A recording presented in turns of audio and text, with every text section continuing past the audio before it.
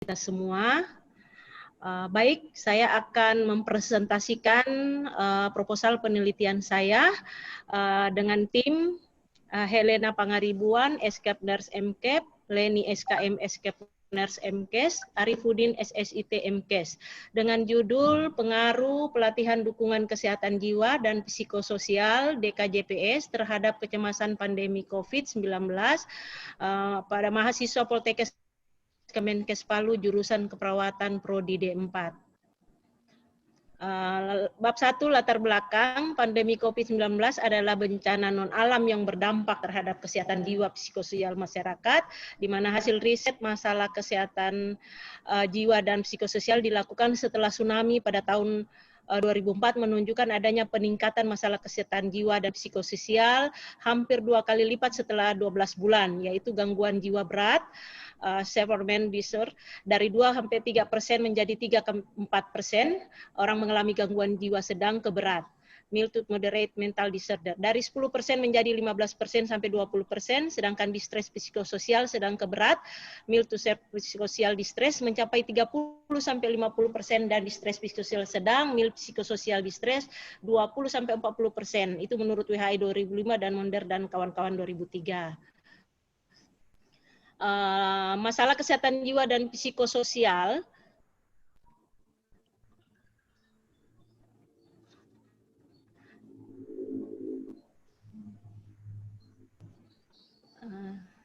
tenaga kesehatan merawat klien. Nah, dukungan kesehatan jiwa dan psikososial adalah penanganan masalah kesehatan jiwa dan psikososial dampak COVID-19.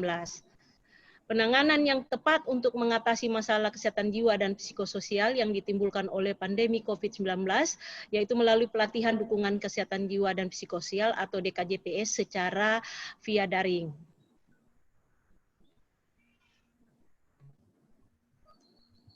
Berdasarkan analisis di atas, maka rumusan masalah yang ada adalah belum terpaparnya pengaruh DKJPS terhadap perubahan kecemasan mahasiswa jurusan keperawatan Prodi D4 Poltekkes Kemenkes Palu. Rumusan masalah, berdasarkan latar belakang masalah di atas, maka peneliti merumuskan masalah penelitian, adakah pengaruh dukungan kesehatan jiwa dan psikososial atau DKJPS terhadap kecemasan pandemi COVID-19, mahasiswa Poltekkes Kemenkes Palu, jurusan keperawatan Prodi D4 Keperawatan. Tujuan umum mengetahui pengaruh dukungan kesehatan jiwa dan psikososial atau DKJPS terhadap perubahan kecemasan mahasiswa jurusan keperawatan Prodi D4 Poltekkes Kemenkes Palu. Tujuan khusus untuk mengidentifikasi konsep COVID-19, untuk mengidentifikasi dampak kesehatan jiwa dan psikososial pandemi COVID-19, untuk menganalisis kecemasan sesudah intervensi pada mahasiswa Poltekkes Kemenkes Palu jurusan keperawatan. Manfaat penelitian itu bagi peneliti, bagi profesi keperawatan, bagi institusi pendidikan, bagi masyarakat, dan bagi peneliti selanjutnya.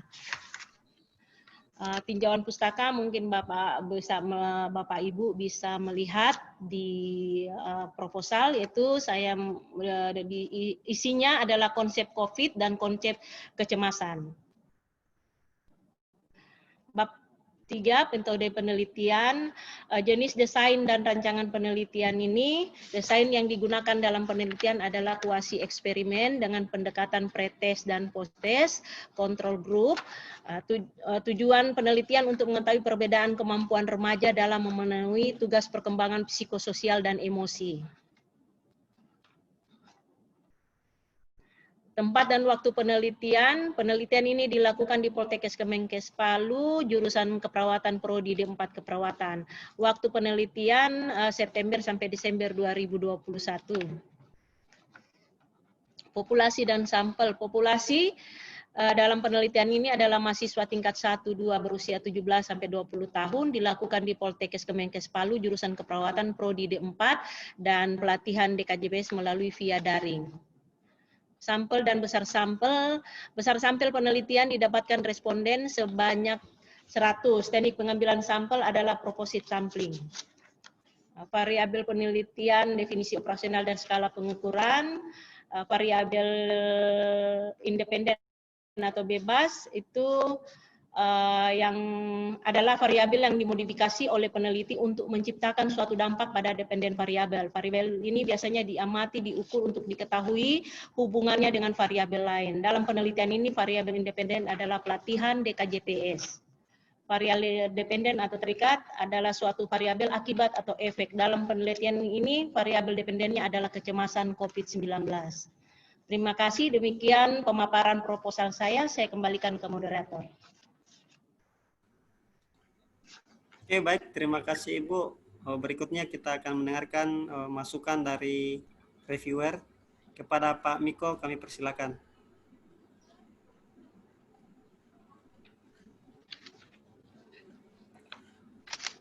Terima kasih Ibu Leni menggantikan Ibu Helena ya. Lagi berduka ya. Oke.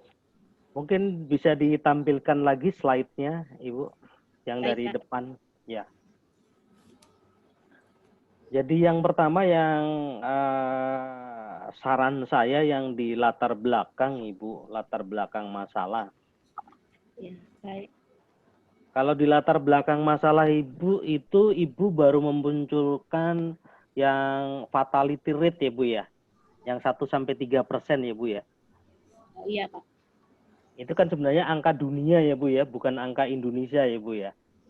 Jadi ini yang saya maksudkan, tolong Ibu masukkan di dalam latar belakang besaran masalah COVID yang ada di Indonesia. Ya, baik. Nah, untuk besaran masalah COVID, Ibu menggunakan acuan yang terbaru, Ibu. Acuan terbaru itu tadi yang saya lihat itu di pustaka Ibu masih menggunakan pedoman yang lama, Ibu. Jadi Ibu masih menggunakan istilah OTG, PDP. Itu yang terbaru, pedoman terbaru sudah tidak menggunakan itu, Ibu. Jadi nanti Ibu bisa tampilkan berapa sih angka konfirmasi positif, berapa sih orang yang suspek, berapa sih orang yang probable, itu ada di pedoman dan ada dikeluarkan angkanya secara rutin oleh gugus tugas, Ibu. Maksud saya gini, Bu. Jadi dari kasus tadi sebenarnya menunjukkan semakin besar kasus COVID, maka potensi kecemasan yang ditimbulkan akibat COVID pasti akan besar. Orang yang akan terpapar, wilayahnya juga akan semakin luas. Jadi mohon nanti ditambahkan di latar belakang masalah. Kemudian Ibu turun di rumusan masalah, Ibu. Di rumusan masalah. Coba slide-nya diturun sampai rumusan masalah. Diturunin, Ibu. Iya, Pak. Lagi masalah jaringan. Oh, iya.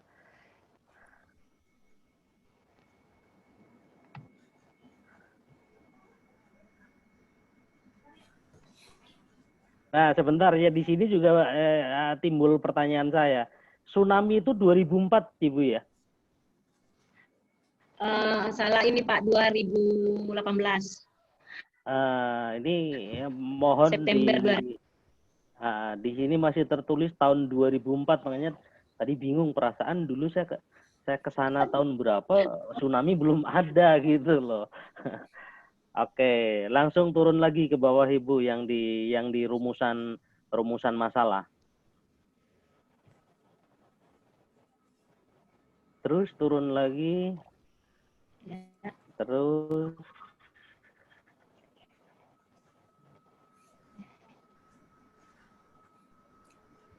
kok belum bisa turun? Nah, ini juga langsung pertanyaan penelitian seperti yang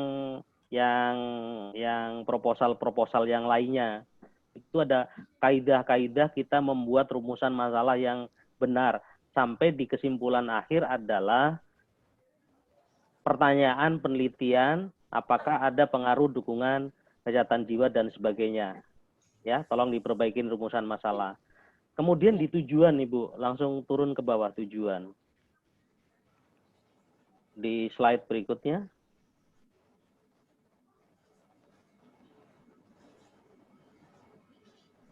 Tujuan khusus, yang di tujuan khusus. Nah, ini yang dimaksud dengan mengidentifikasi konsep COVID apa, Bu? Tujuan khusus pertama, Bu? Yang dimaksud di sini responden memahami atau tidak tentang konsep COVID-19. Terus? Kemudian yang kedua, responden mengidentifikasi responden tentang dampak kesehatan jiwa dan psikososial pandemi COVID-19. Kemudian yang ketiga yaitu untuk menganalisis kecemasan responden sesudah intervensi, maksudnya sesudah pelatihan DKJPS pada mahasiswa. Sesudah intervensi, sesudah dilakukan pelatihan. Oke, kalau di dalam kerangka konsep dan variabel dan definisi operasional, yang konsep COVID ada nggak? Ada, Pak. Yang di kerangka konsep saya lihat tadi nggak ada, Ibu. Konsep COVID nggak ada. Maksud saya gini, harus ada benang merahnya antara tujuan khusus, kerangka konsep, dan analisis yang akan dilakukan. Makanya saya menduga bahwa apakah konsep COVID ini Ibu akan mengukur pengetahuan responden tentang COVID? Kalau secara sesuai dengan judul di depan Pak, bahwa kami ingin melihat pengaruh pelatihan DKJPS kepada responden mahasiswa keterkaitan dengan COVID-19. Salah satunya juga mungkin saja mahasiswa itu belum memahami betul atau terpapar dengan konsep COVID-19 serta dukungan kesehatan jiwa. Oke, kalau gitu mungkin nggak bahwa pengetahuan itu diukur? Ya. Jadi sebenarnya kan gini, orang yang akan ikut pelatihan kesehatan, orang yang akan ikut pelatihan DKPJS, dukungan kesehatan jiwa psikososial. Nah, apakah orang yang akan ikut pelatihan itu harus mempunyai pengetahuan yang baik tentang konsep COVID?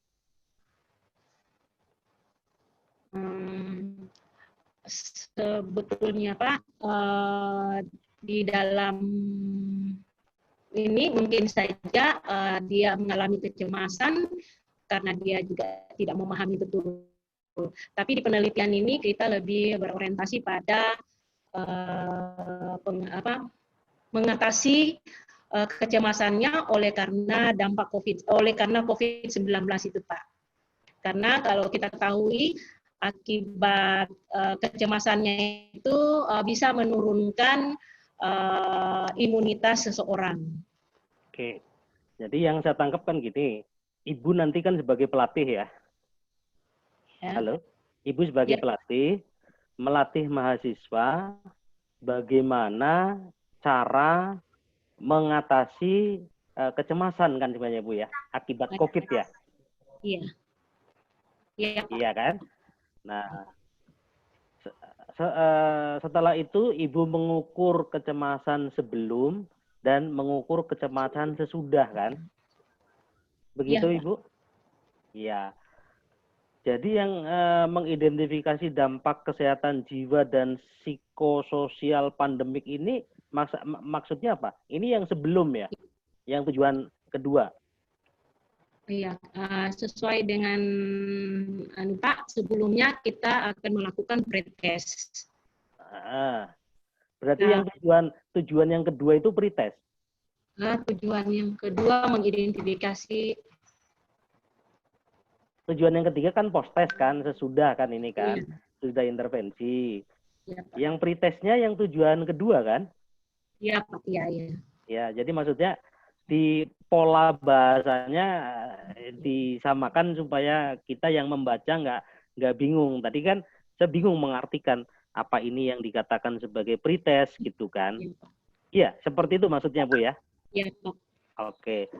Jadi sebenarnya di dalam konteks ini, Ibu kalau mau yang tujuan khusus pertama adalah mungkin karakteristik dari mahasiswanya, Ibu, yang kalau mau Ibu lihat sebenarnya.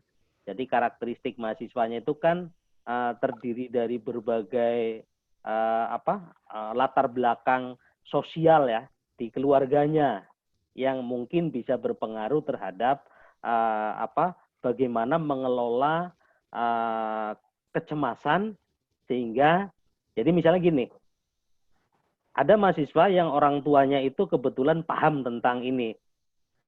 Ini kan hipotesa kita kan anak ini dimungkinkan bahwa dengan dilatih ini akan semakin meningkatkan pengetahuan dia sehingga dia bisa mengelola kecemasan yang dia miliki. Seperti itu nggak, Bu? Iya. Iya, Pak. Ya. Jadi saran saya yang di tujuan pertama adalah kita melihat karakteristik dari si siswanya. Kalau umur kan sama ya Ibu ya, umur sama, kemudian mungkin jenis kelamin bisa dibedakan. Mungkin latar belakang keluarga dari pendidikan ayah, pendidikan ibu, pekerjaan ayah, pekerjaan ibu, kemudian status sosial ekonomi keluarganya. Itu sangat menurut saya sangat berpengaruh terhadap konteks bagaimana cara si orang tersebut mengelola kecemasan gitu kan. Ya, oke ya, clear ya tujuan khususnya ya. Berikutnya lagi yang di bawahnya, di manfaat.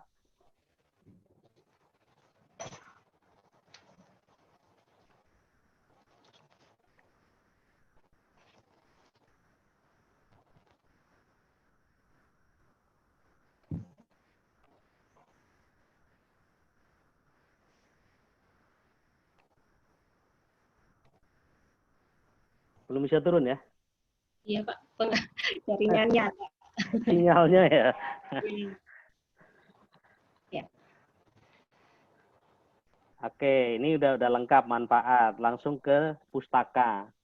Jadi kalau pustaka saya baru melihat sepintas saja tadi, tapi saran saya adalah yang berkaitan dengan kriteria kelompok dari kriteria kelompok COVID, Ibu, yang tadi sebenarnya sama dengan yang ada di latar belakang yang saya sarankan.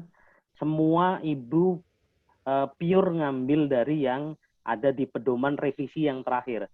Kalau nggak salah revisi 4 atau revisi 5 gitu loh. Nah, oke, berikutnya lagi, turun lagi Ibu. Sekarang di metode ya.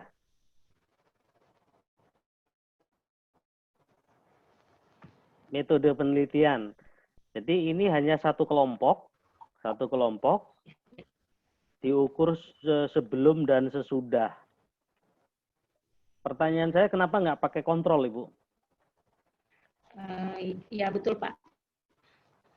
Kenapa? Nggak punya pemikiran untuk menggunakan kontrol? Tadi ada, Pak. Saya antara kuasi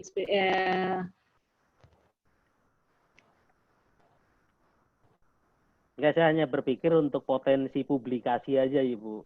Iya. Kalau yang one group itu kayaknya untuk potensi publikasi memang agak sedikit sulit dibandingkan kalau ada kontrolnya. Tapi kalau ada kontrolnya, kita hanya berpikir gini, yang satu yang latih siapa, yang ini yang latih siapa. Barangkali orang yang melatih bisa jadi menjadi perbedaan.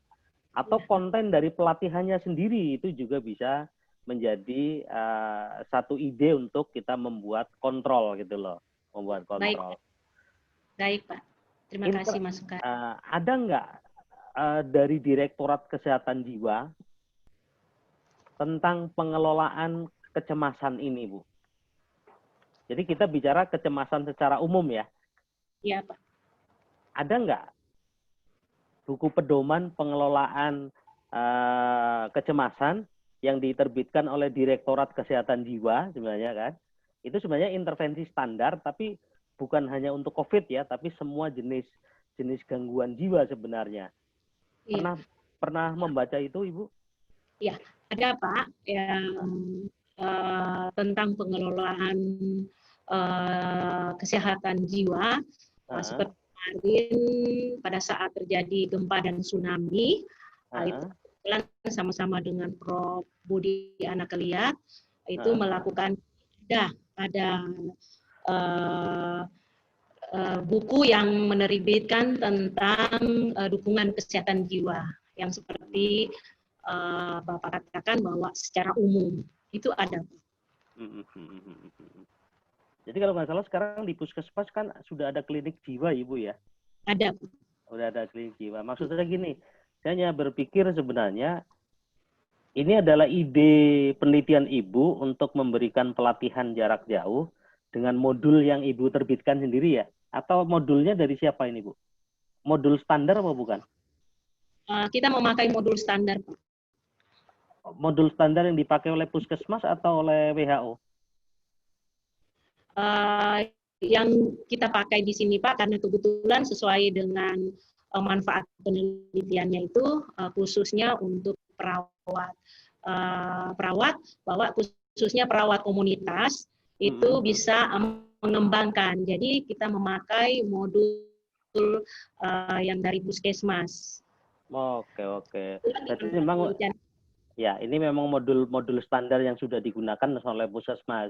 Cuman mungkin yang membedakan adalah yang kebaruan dalam penelitian ini adalah dengan menggunakan pelatihannya jarak jauh, Ibu ya.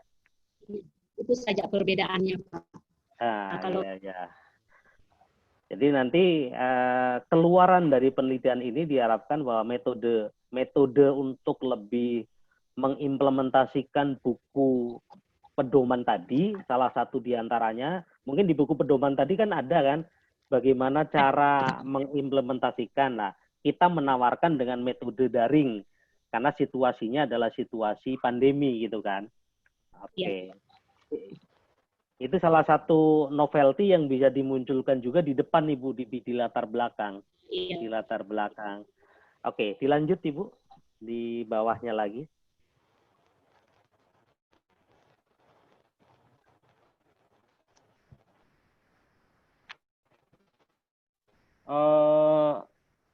Tempat dan waktu. Tadi kok saya membaca ini September sampai Desember. Ini alasannya apa, Ibu? Ini Pak, kebetulan salah ketik mungkin ini Pak.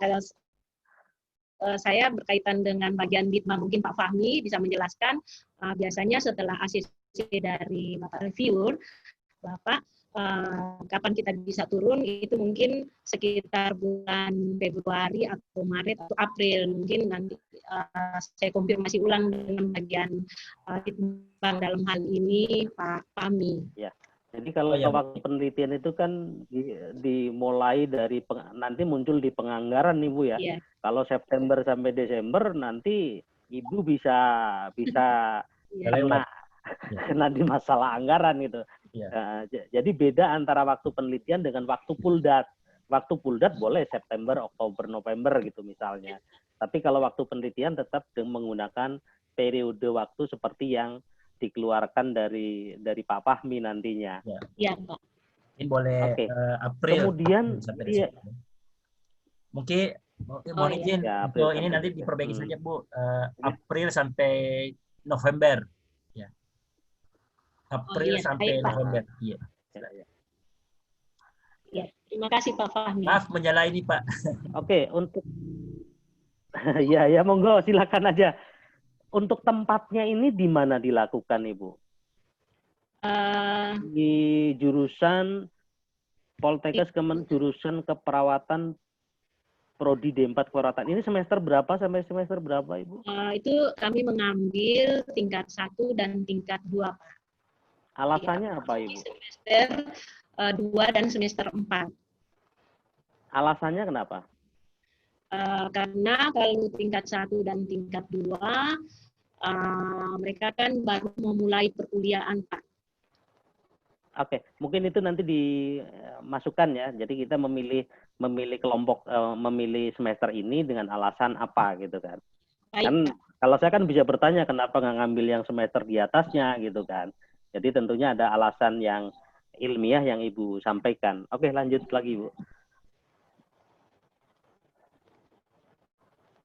Lanjut slide berikutnya.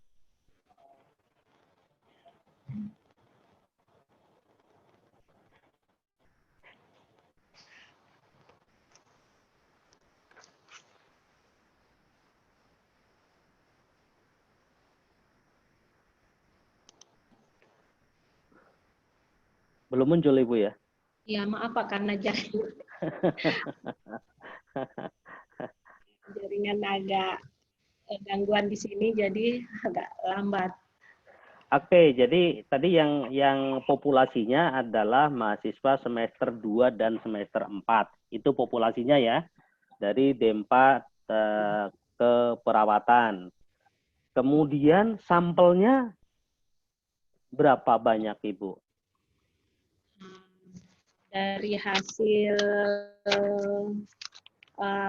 yang kami dapatkan itu sebanyak 100, Pak. Ibu menghitungnya dari mana? Untuk mendapatkan 100? Hitungan besar sampel ini, Pak,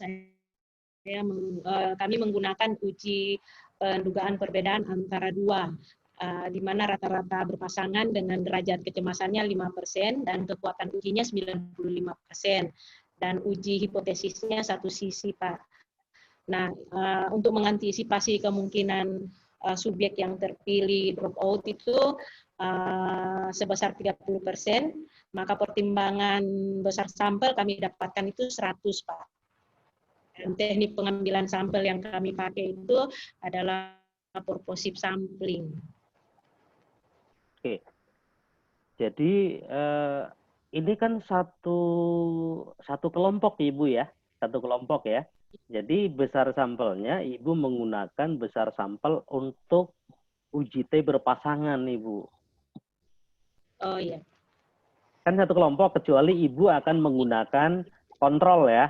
Akan menggunakan kontrol, baru Ibu menggunakan yang uji hipotesis beda 2 rata-rata.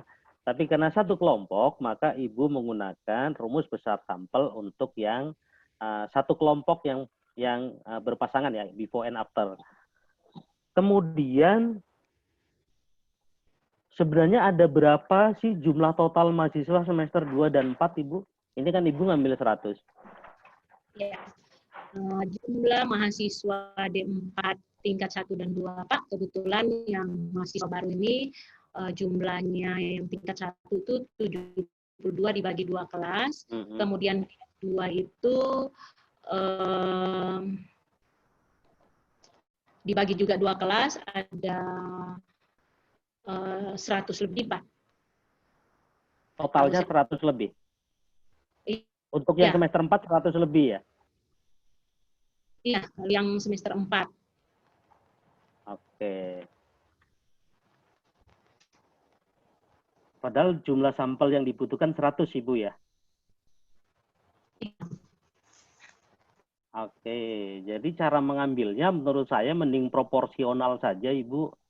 Proporsional. Ya. Jadi misalnya yang kelas semester 2-nya misalnya 72 dibagi 100, misalnya saya anggap yang kelompok yang semester 4-nya 100 ya. Berarti 72 dibagi 172 kali 100 untuk sampel yang dibutuhkan kan. Kalau untuk semester 4 berarti 100 dibagi 172 kali 100 juga.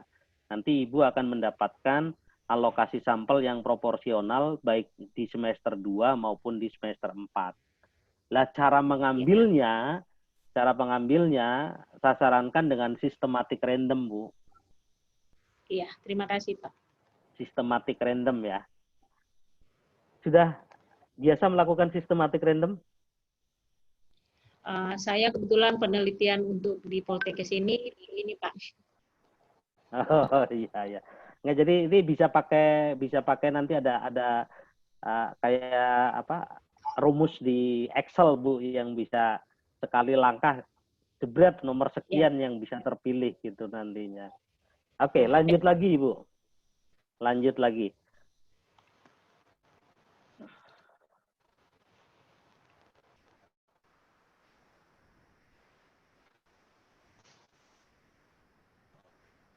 Ini variabel bebasnya adalah variabel independen.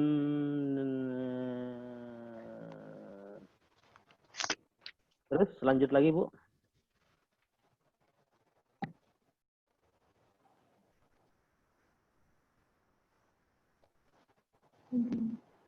Oke.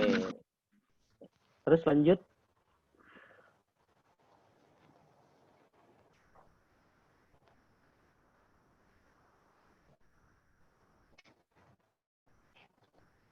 Ini ada cara mengukurnya ada.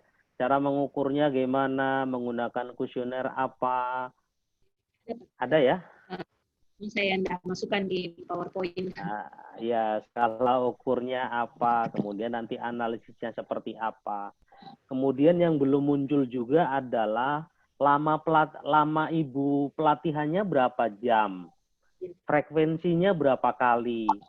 Itu mohon disebutkan juga karena ini adalah intervensi, maka intervensi itu harus rinci sekali Bu. Misalnya pelatihan menggunakan daring, Vicon misalnya kan, selama 1 jam. Nah, 1 jam itu isinya apa saja bisa dijelaskan. Nah, kemudian apakah pelatihan ini hanya 1 kali gitu kan? Jadi hanya 1 kali pertemuan saja, atau misalnya setiap minggu misalnya dilatih gitu kan. Nah, sekarang pertanyaan saya, untuk pengukuran before and after-nya itu berapa lama waktunya Bu? Tenggangnya berapa lama? Apa Pak? Boleh diulang Pak? Jadi pre and post-nya itu berapa lama? 1 bulan Pak. 1 bulan. Oke. Tapi yang perlu dipertegas tadi itu, yang pelatihannya itu frekuensinya berapa kali, apakah hanya cukup 1 kali, pelatihannya 1 jam, kemudian bagaimana cara Ibu bagaimana cara si siswa atau responden tadi mengisi kuesioner. Udah belum dijelaskan kelihatannya Bu ya Belum Pak, belum. Nah, itu karena ini pelatihan pakai daring, maka saya sarankan nanti pakai kuesionernya pakai Google Form aja Ibu, supaya kita itu bisa lebih hemat gitu kan. Jadi pengisiannya dengan Google Form, mereka langsung mengisi ke kita, langsung kita bisa analisis dalam waktu yang singkat. Nah, kemudian dilihat nggak karakteristik dari si siswa tadi, apakah ada keluarganya yang sakit, misalnya yang kena COVID, apakah ada anggota keluarga atau di wilayahnya kena COVID, kemudian apakah mungkin mahasiswanya sendiri yang positif konfirmasi COVID. Jadi maksud saya, nanti kecemasan itu kan lebih besar pada orang ya Ibu ya, pada orang yang dia berdekatan dengan penyakitnya itu kan sebenarnya Ibu ya. Kalau misalnya keluarganya nggak ada yang kena, wilayahnya zona hijau, kemungkinan besar orang ini nggak terlalu cemas gitu kan. Tapi kalau keluarganya kena, nah itu karakteristik dari si respondennya adalah yang tadi kan sosial ekonomi, pendidikan orang tua dan sebagainya, nanti ditambahkan status keterpaparan COVID untuk si responden, anggota keluarga, dan di wilayahnya. Wilayahnya itu mungkin 1 RT aja mungkin Ibu, atau 1 RT atau 1 RW gitu kan. Oke, barangkali dari saya cukup itu Ibu. Mungkin ada yang perlu diklarifikasi. Terima kasih Pak atas masukannya. Saya berterima kasih, banyak koreksi. Mungkin saya hanya bertanya keterkaitan dengan bab 3 tadi Pak, tentang mengambil sampel, itu proporsi untuk semester 2 dan semester 4. Itu tetap kita menggunakan, apakah tetap menggunakan jumlah total dari semester 2 dengan tetap menggunakan dari semester 4, Pak? Kalau kita ingin menjawab bahwa ini mewakili mahasiswa D4 keperawatan Poltekkes Palu, maka akan lebih baik kalau itu alokasi proporsional. Makasih Pak. Nah, Terima kasih banyak. Ya. Oke, baik. Terima kasih Ibu Leni. Sudah sangat jelas tadi penjelasan dari Bapak. Berikutnya Ibu Hendrita. Silakan Ibu di-share materinya, proposalnya. Di-unmute dulu, Bu. Baik, terima kasih Pak Kada. Siap.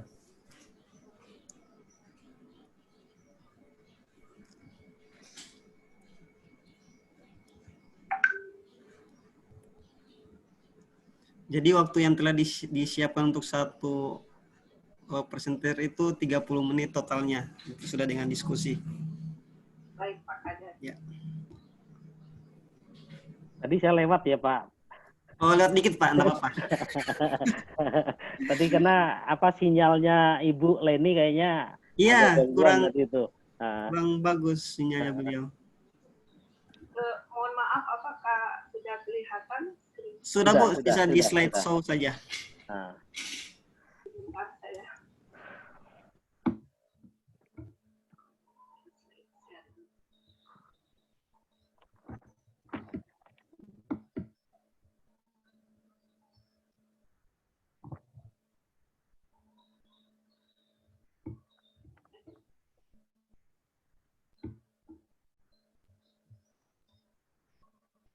Maaf, sepertinya saya agak susah untuk slide share ini.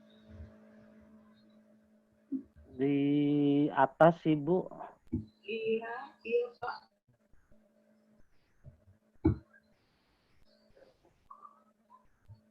Oh iya. Iya. Baik. Assalamualaikum warahmatullahi wabarakatuh. Selamat siang. Baik, saya akan mempresentasikan proposal penelitian dengan judul Faktor Risiko Ibu pada Kejadian Stunting di Kabupaten Parigi Motong. Bab 1, latar belakang. Stunting merupakan permasalahan kesehatan yang masih global di seluruh dunia, dan karena stunting ini berdampak jangka panjang dalam kehidupan anak.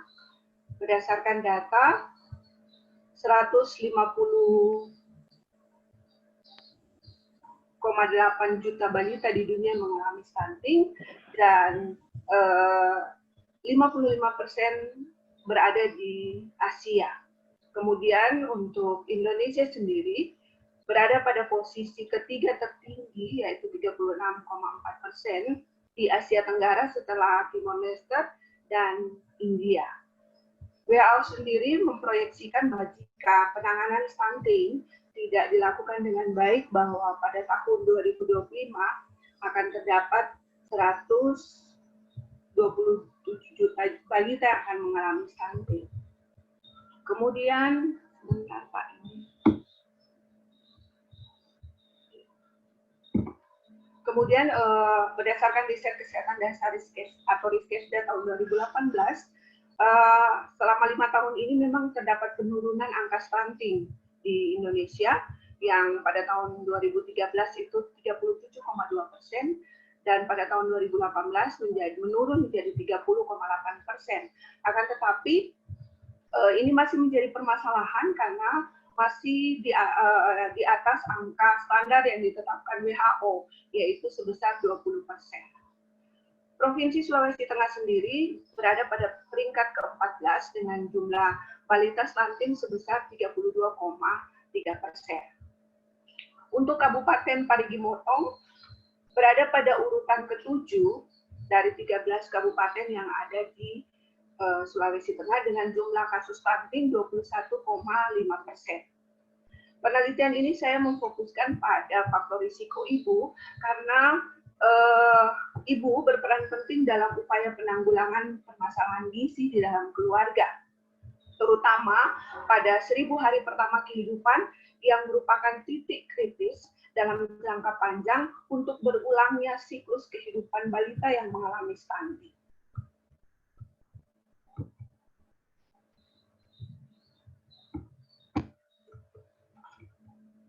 Rumusan masalah dalam penelitian ini adalah apakah faktor risiko ibu pada kejadian stunting di Kabupaten Parigi Mutong. Kemudian tujuan umum dari penelitian ini adalah untuk mengetahui faktor risiko pada kejadian stunting di Kabupaten Parigi Mutong, dan tujuan khususnya yang pertama menganalisis faktor risiko usia ibu saat hamil, kemudian menganalisis faktor risiko tinggi badan ibu pada kejadian stunting, kemudian menganalisis faktor risiko pemberian ASI eksklusif. Mohon maaf Pak, kalau di proposal yang saya kirim saya menulisnya pola asuh, tapi saya berpikir saya mengganti menjadi secara spesifik pola asuh itu saya arahkan kepada pemberian ASI eksklusif. Kemudian yang berikut menganalisis faktor risiko pendidikan ibu pada kejadian stunting, yang berikut menganalisis faktor risiko pekerjaan ibu pada kejadian stunting, menganalisis faktor risiko pemeriksaan ANC saat hamil pada kejadian stunting, menganalisis faktor risiko jarak kehamilan pada kejadian stunting, dan menganalisis faktor risiko yang paling berhubungan pada kejadian stunting. Kemudian ada manfaat penelitian, manfaat klinis, dan manfaat teoritis. Kemudian saya mohon maaf, mungkin saya yang salah memahami panduan proposal yang diberikan di Poltekkes, sehingga saya menempatkan hipotesis ini di pendahuluan karena saya baca di panduan itu dalam latar belakang harus menjelaskan tentang hipotesis. Jadi hipotesis yang saya buat ada 8. Usia ibu saat hamil adalah faktor risiko pada kejadian stunting. Yang kedua, tinggi badan ibu adalah faktor risiko pada kejadian stunting. Yang ketiga, ASI eksklusif pada faktor risiko adalah faktor risiko pada kejadian stunting. Kemudian yang keempat, pendidikan ibu adalah faktor risiko pada kejadian stunting. Kemudian yang keenam, pekerjaan ibu adalah faktor risiko pada kejadian stunting. Yang ketujuh, pemeriksaan ANC saat hamil adalah faktor risiko pada kejadian stunting. Dan yang kedelapan, jarak kehamilan adalah faktor risiko pada kejadian stunting. Bab 2 ada konsep tentang stunting dan faktor risiko. Dan yang berikut pada bab 2 ada kerangka konsep. Kerangka konsep ini variabel bebas adalah ada 7, usia ibu saat hamil, risiko tinggi badan ibu, ASI eksklusif, pendidikan ibu, pekerjaan ibu, pemeriksaan ANC, dan jarak kehamilan. Kemudian yang berikut adalah variabel terikat adalah stunting, dan ada variabel pengganggu yaitu umur kehamilan saat ibu melahirkan dan komplikasi pada saat kehamilan. Bab 3 metode penelitian, saya menggunakan jenis penelitian observasional analitik dengan rancangan case control. Waktu penelitian April sampai dengan Oktober 2021 di Kabupaten Parigi Mutong. Kemudian populasinya adalah balita usia 25 sampai 59 bulan yang ada di Kabupaten Parigi Mutong. Kemudian perhitungan besar sampel saya menggunakan rumus Rimshaw, sehingga saya memperoleh besar sampel sejumlah 308 balita yang dibagi 2 untuk kelompok kontrol dan kelompok kasus dengan teknik sampling simple random sampling. Variabel penelitian, variabel dependennya stunting, kemudian variabel independennya usia ibu saat hamil, tinggi badan ibu, ASI eksklusif, pendidikan, pekerjaan ibu, pemeriksaan ANC saat hamil, dan jarak kehamilan. Kemudian ada definisi operasional untuk semua variabel, baik variabel dependen maupun variabel independen. Kemudian teknik pengumpulan data, saya menggunakan data primer, langsung pengukuran, dan juga data sekunder yang terkait dengan data-data balita yang mengalami stunting.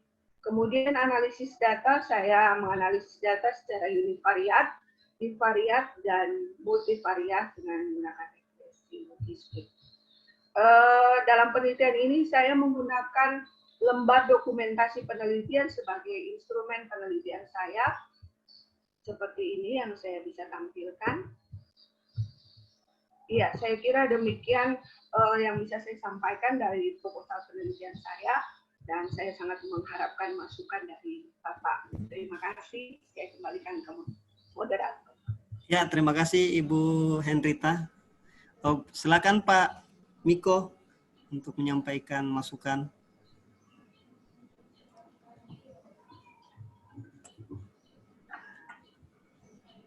Halo, Pak Miko.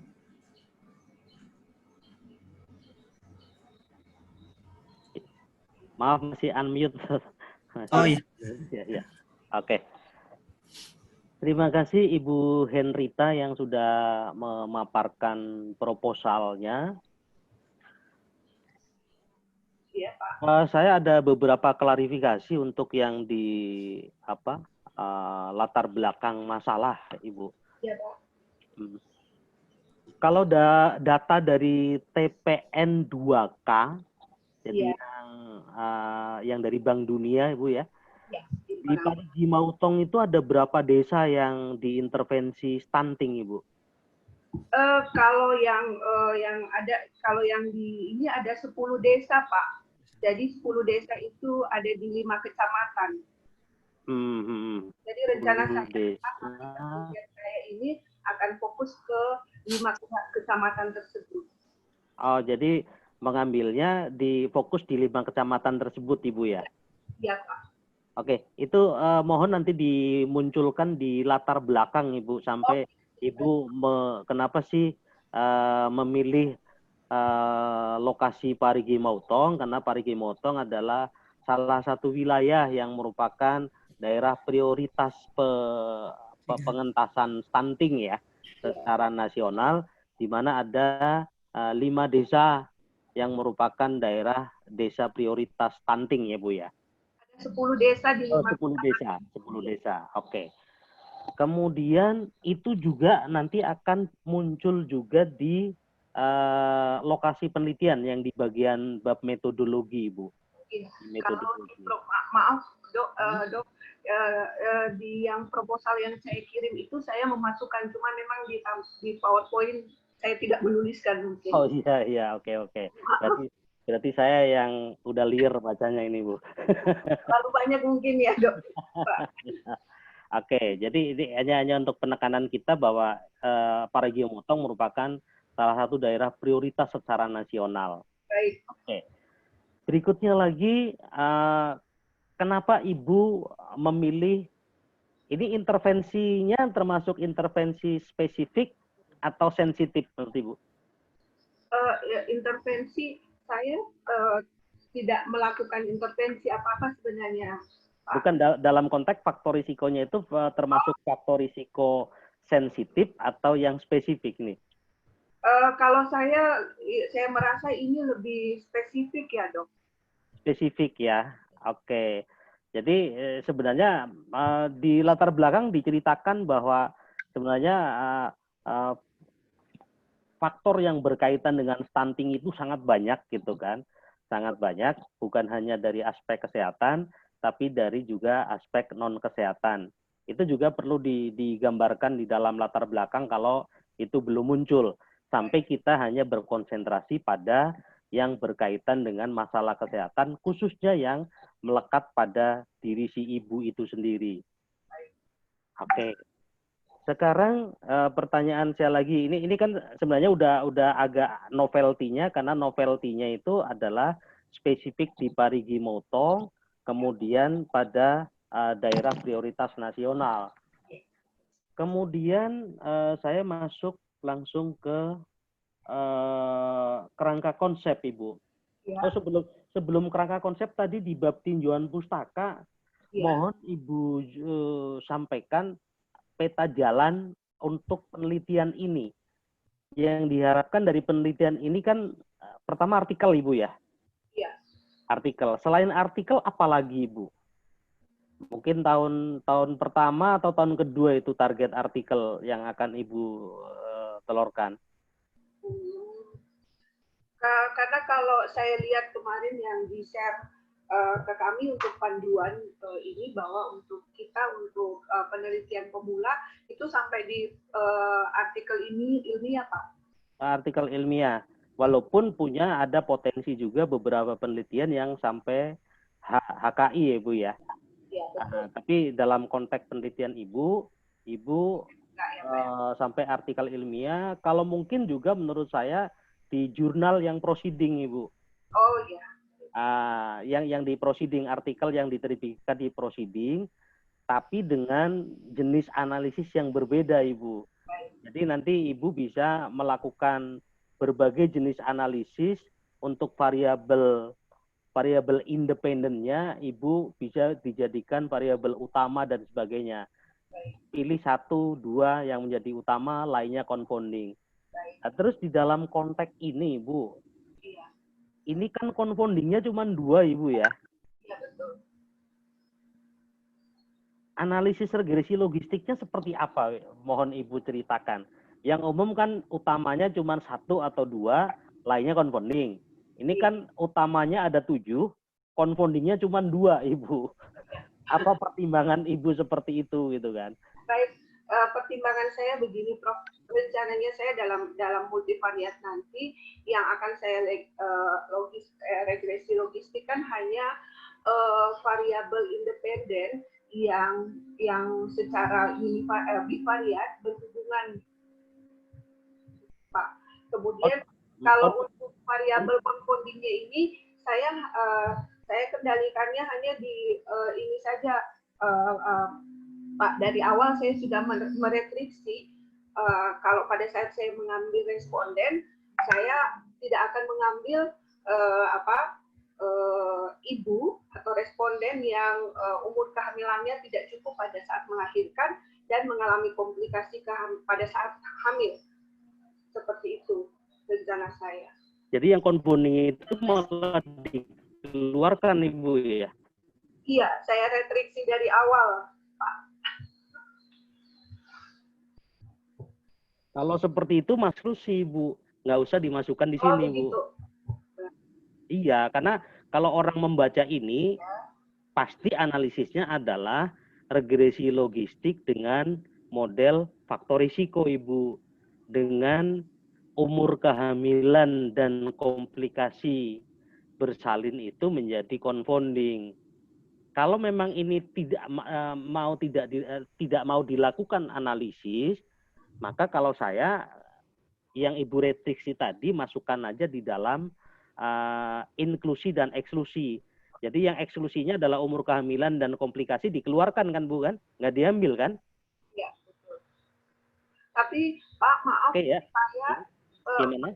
Maaf Pak, boleh saya langsung ini? Boleh silakan. Saya kan menggunakan teknik simple random sampling. Dalam pemahaman saya, ketika saya menggunakan teknik simple random sampling, saya tidak menggunakan kriteria inklusi dan eksklusi lagi karena pemahamannya seluruh populasi saya itu berhak untuk jadi sampel saya. Oke. Ini Ibu menggunakan kasus kontrol kan Bu ya? Ya. Oke. Definisi kasus kontrol adalah kita menetapkan definisi kasus itu siapa. Ya. Kasus adalah ibu yang melahirkan dengan bayi yang stunting ya. Stunting kan? Nah, ini umur bayinya umur berapa? Saya bukan ibu yang melahirkan, Pak. Jadi saya mengambil bayinya ini yang umur 25 bulan sampai 59 bulan. 25 bulan sampai 59 bulan. Oke. Jadi kalau seperti itu, yang kasus adalah balita berumur 25 sampai 59 bulan yang stunting. Informasi stunting itu diperoleh dari puskesmas, Ibu ya? Ya, betul. Ibu melakukan screening sendiri atau Ibu mengambil data dari teman-teman puskesmas? Data dari teman-teman puskesmas, Pak, untuk data stuntingnya. Oke. Ya, oke. Berarti tadi Ibu lakukan di 10 desa, Ibu ya? Ya, betul. Betul. Oke, 10 desa. Misalnya total jumlah yang stunting jumlahnya ada 300 misalnya. Yang non-stuntingnya ada 600 misalnya.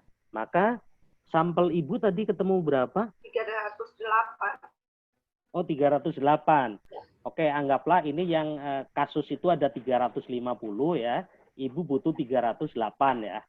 308 kan dibagi 2 kan, Bu? Dibagi 2, Pak. Oh iya, berarti sampel kasus ibu hanya membutuhkan 156. 154 ya. Maka ibu mengambil 154 dari 350 dan mengambil 154 dari 600. Ini ibu akan menggunakan metode apa? Simple random. Simple random ya. Kalau simple random ya nggak apa-apa juga sih. Oke.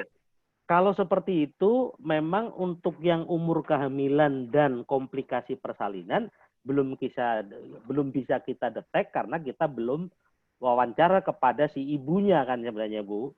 Ya. Halo? Sehingga saran saya, kalau umur kehamilan dan komplikasi persalinan masih masuk di dalam kerangka konsep, maka dia ditarik posisinya ke kiri sejajar dengan variabel bebas. Iya, jadi nggak ada confounding lagi. Toh ibu juga tidak menganalisis dengan faktor risiko. Jadi nanti analisisnya dengan model prediksi namanya, Ibu. Halo? Iya, Pak. Ya, dengan model prediksi. Kehamilan dan komplikasi kehamilan juga masuk sebagai variabel, Pak. Iya. Ya kalau misalnya nggak masuk sebagai variabel ya nggak usah kita teliti, nggak usah kita masukkan kalau memang ibu tidak mau masuk ke situ gitu kan. Nah, tapi kalau masuk maka posisinya ada di variabel bebas. Nanti ada satu tujuan khusus yang harus ibu munculkan adalah yang di tujuan khusus 4, ibu akan mendapatkan faktor dominan, Ibu. Iya Pak, di tujuan khusus saya yang terakhir memang saya ada faktor dominan. Paling dominan.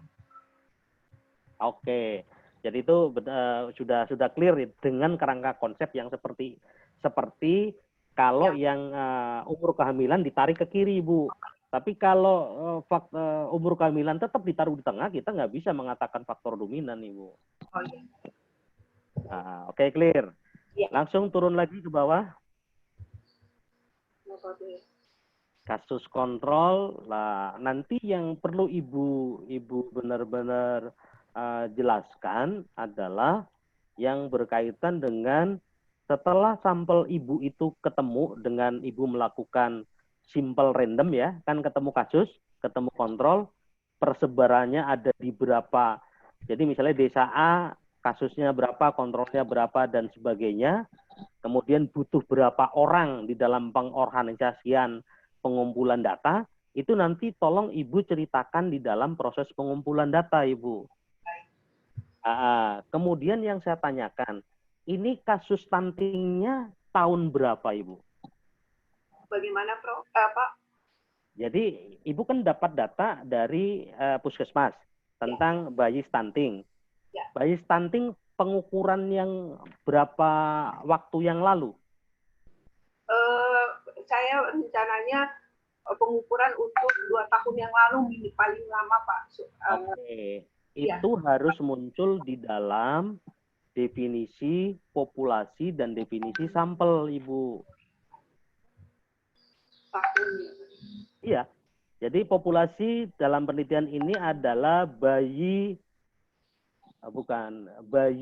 yang status bayi yang diukur dalam waktu 2 tahun terakhir berarti Ibu ya. 2 tahun terakhir ya. Untuk menentukan status dia stunting atau tidak stunting ya. Jelas nggak, Bu? Jelas, Pak. Ya, oke. Turun lagi ke bawah.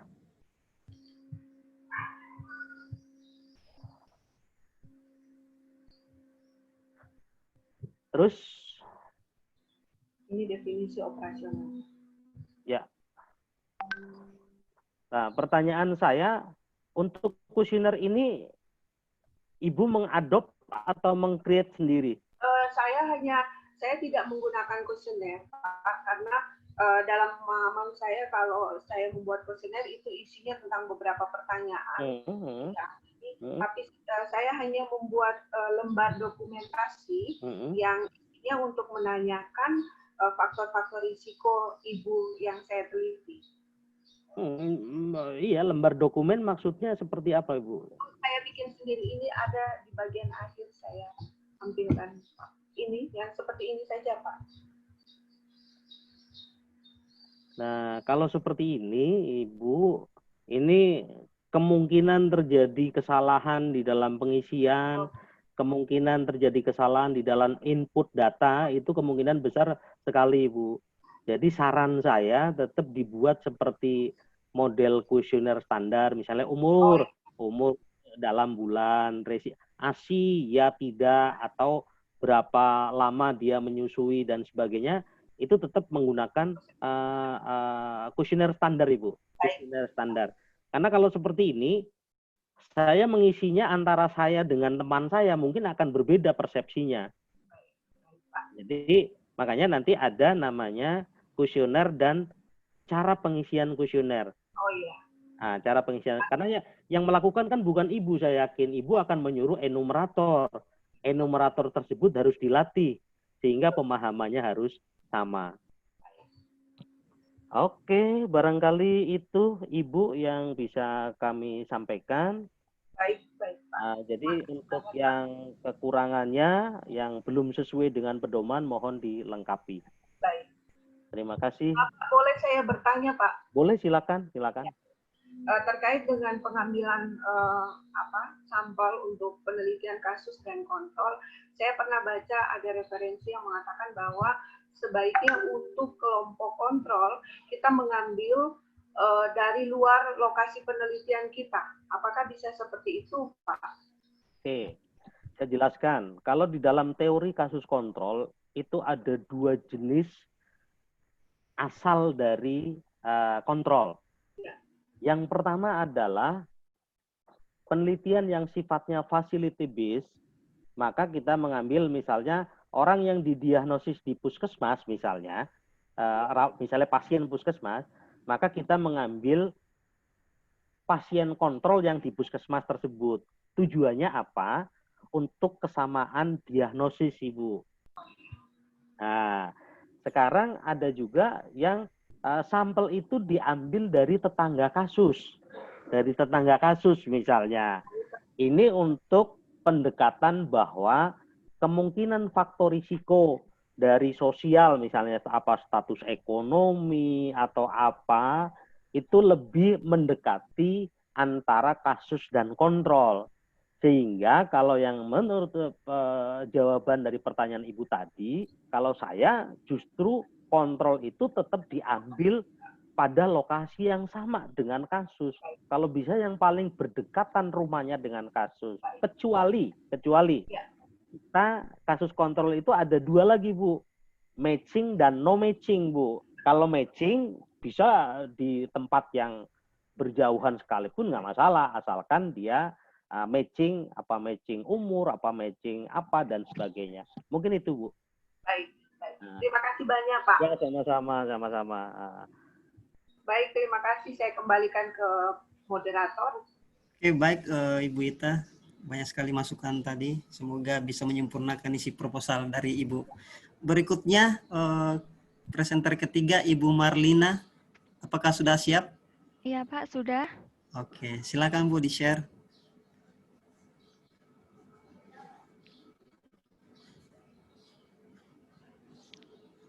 Sudah terlihat, Pak? Masih menunggu. Oke, sudah. Silakan di slideshow. Oke, silakan Bu. Ya, Assalamualaikum warahmatullahi wabarakatuh. Waalaikumsalam warahmatullahi wabarakatuh. Ya, terima kasih Pak atas waktunya yang diberikan kepada saya. Saya akan memaparkan usulan proposal kami yang berjudul Pengaruh Pembuatan IPAL dengan Media Filtrasi terhadap Penurunan Kadar BOD5 dan COD Air Limbah di Laboratorium Program Studi Kebidanan Poso Poltekkes Kemenkes Palu. Saya basicnya PLP, Pak, Peranata Laboratorium Pendidikan, jadi saya meneliti tentang laboratorium.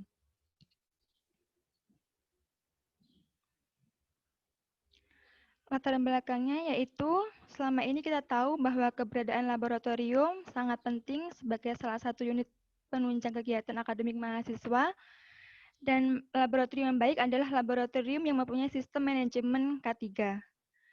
Contoh dari kebijakan K3 yaitu adalah menjamin pengendalian dampak lingkungan dari operasional laboratorium, di mana sisa operasional laboratorium salah satunya adalah bahan kimia.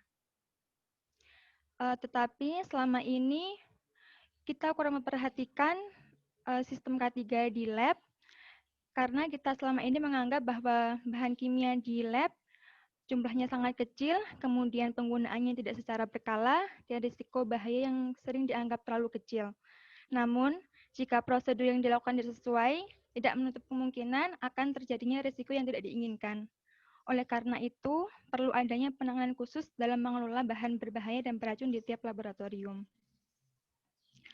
Di lab kami sendiri, di Prodi Kebidanan Poso, kami belum mempunyai IPAL, sehingga dalam penelitian ini, yang melatar belakangi kami untuk membuat penelitian ini adalah kami ingin menyediakan IPAL, sekaligus untuk meneliti bagaimana sistem IPAL tersebut.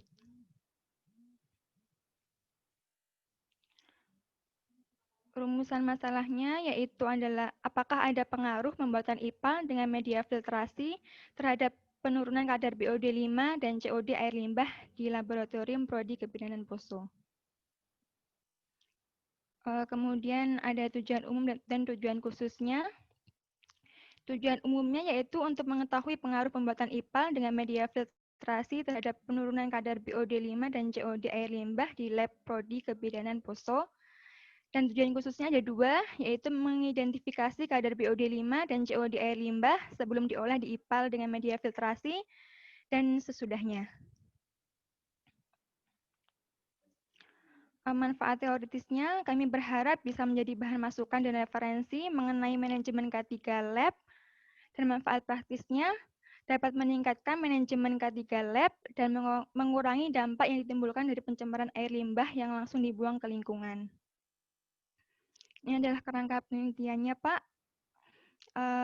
Dari laboratorium yang menghasilkan limbah sisa praktikum dan pencucian akan diolah menggunakan IPAL sederhana yang akan kami buat kemudian menjadi air bersih.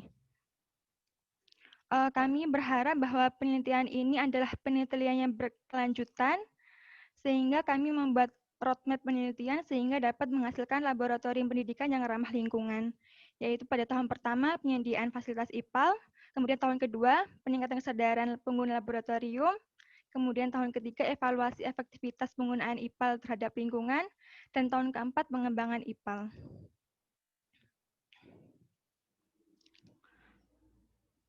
Ini metode penelitiannya, variabelnya variabel bebasnya yaitu media filtrasi, dan variabel terikatnya yaitu kadar BOD5 dan COD. Metodenya kami menggunakan eksperimen dengan rancangan one group pretest post-test. Ini kami rubah, Pak, yang tidak sama dengan yang di proposal, kalau di proposal dengan pretest post-test dengan kontrol group, tapi ini kami ubah dengan one group pretest post-test. Kemudian lokasinya di Lab Prodi Kebidanan Poso, waktunya Maret hingga November. Metode teknik pengumpulan datanya, yang pertama kita mengukur kadar BOD5 sebelum perlakuan, setelah itu kita mengukur kadar BOD5 dan COD setelah perlakuan, dan melakukan dokumentasi selama penelitian.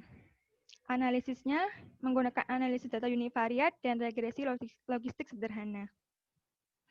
Ini desain IPAL sederhana yang coba kami buat, Pak, nanti.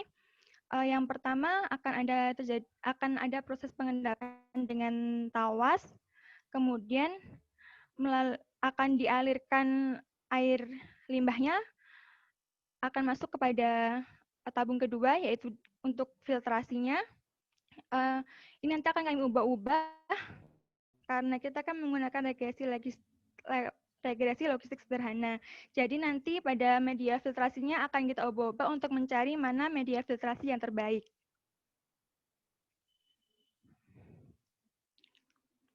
Tahapan penelitiannya, tahapan persiapan, tahapan pelaksanaan, dan tahapan pelaporan.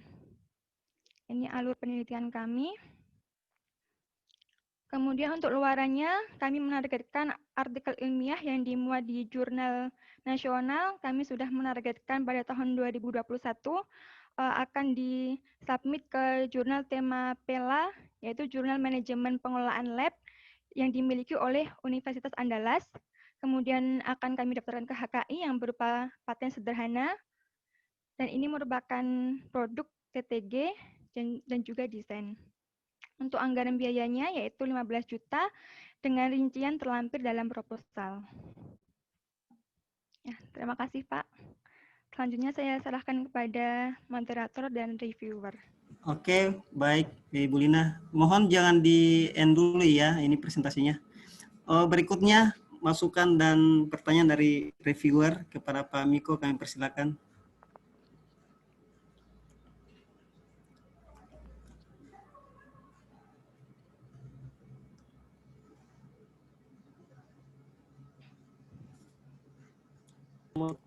Pak Miko. Iya, terima kasih.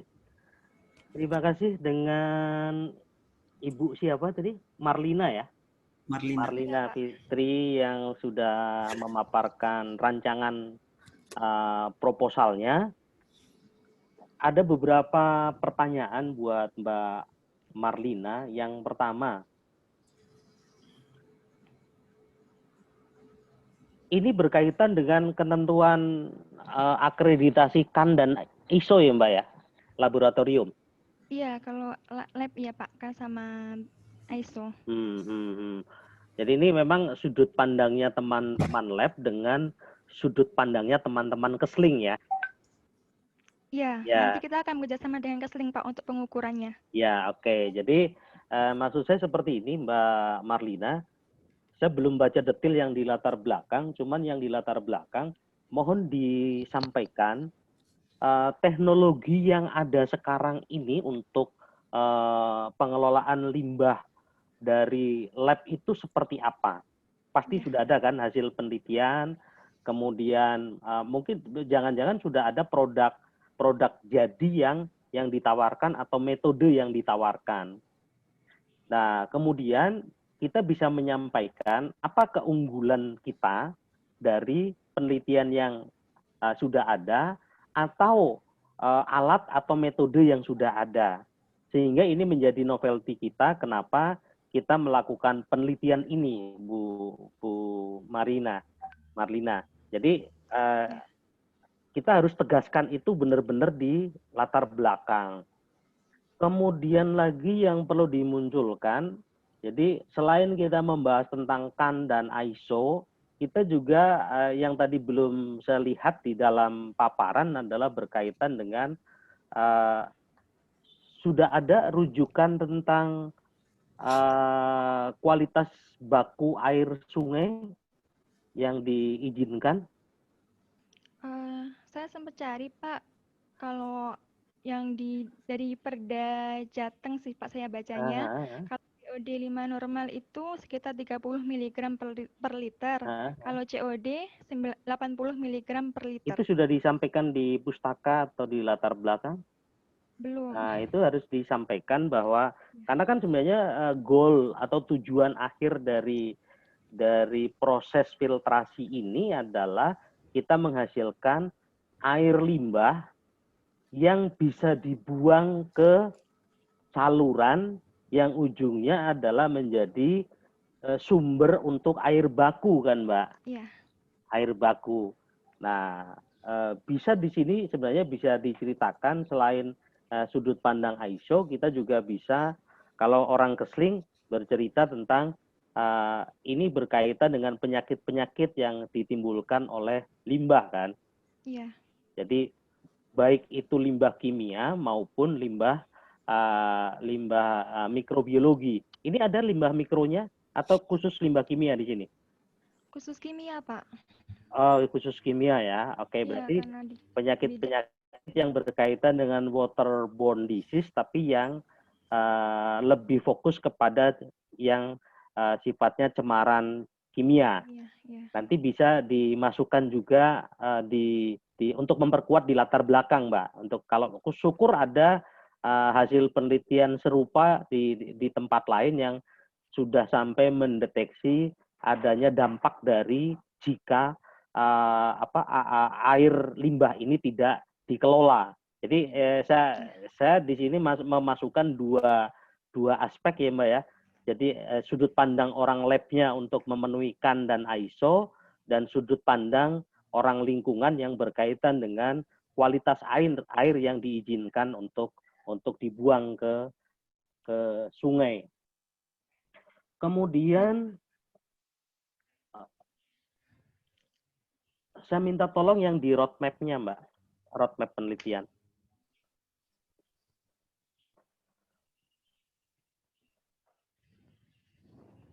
Jadi tahun pertama ini membuat semacam prototipe ya, Mbak ya. IPAL sederhana, IPAL Pak. sederhana Nanti ya.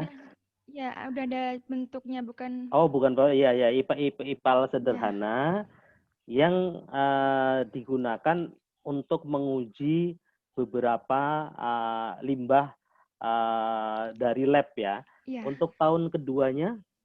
Peningkatan kesadaran pengguna lab dalam pengolahan air limbah. Peningkatan kesadaran pengguna laboratorium dalam konteks penelitian atau apa Mbak yang tahun 2022? Ini kita lebih ke ini sih Pak, Kak, sosialisasi ke pengguna lab, bagaimana nanti mereka kan pasti menghasilkan seperti limbah pencucian, kemudian limbah klorin, akan kita ajarkan bagaimana cara mengolahnya dengan alat ini. Jadi bukan fokus ke pengembangan IPAL-nya, tapi didahului juga dengan sharing hasil dari temuan yang 2021 ya Mbak ya? Iya. Oke. Sebenarnya bisa juga yang 2023 itu ditarik ke 2022 Mbak. Bisa juga seperti itu, tapi mungkin yang di konteks 2023 sudah harus menggandeng teman-teman dari Kesling mungkin Mbak di sini Mbak. Yang 2023, kemudian pengembangan IPAL untuk internal Poltekkes Kemenkes. Oke. Jadi kalau yang punya Kementerian Kesehatan ada satu balai pelatihan yang dia bagus untuk pengelolaan IPAL-nya, itu ada di Bapelkes Cikarang, Mbak. Mereka malah menjadi lokasi pelatihan untuk bagaimana pengelolaan limbah sampai menjadi air bersih. Misalnya. Air siap minum juga ada yang di Bapelkes Cikarang. Jadi kalau bisa mengarah ke sana, bisa menjadi center untuk pembelajaran ini juga bisa, Mbak. Pembelajaran untuk IPAL. Oke. Nah, sekarang metodenya, Mbak. Jadi metode tidak bisa terlepas dari tujuan khusus. Jadi kalau di sini variabel bebasnya media filter yang diukur adalah kadar BOD 5 ya? Iya. Dan COD. Mungkin ininya, Bu, jadi kadar BOD-nya itu kan seperti before and after ya, Bu ya. Jadi pre and post ya. Iya. Media filternya itu kan sebenarnya intervensinya kan sebenarnya kan. Yang akan kita ubah-ubah Pak nanti. Kita akan mencari, kan di variabel bebasnya ada beberapa media filter. Ada pasir, ijuk, kemudian yolit sama arang aktif. Akan kita ubah-ubah dulu Pak nanti. Dari keempat media filter itu sama dengan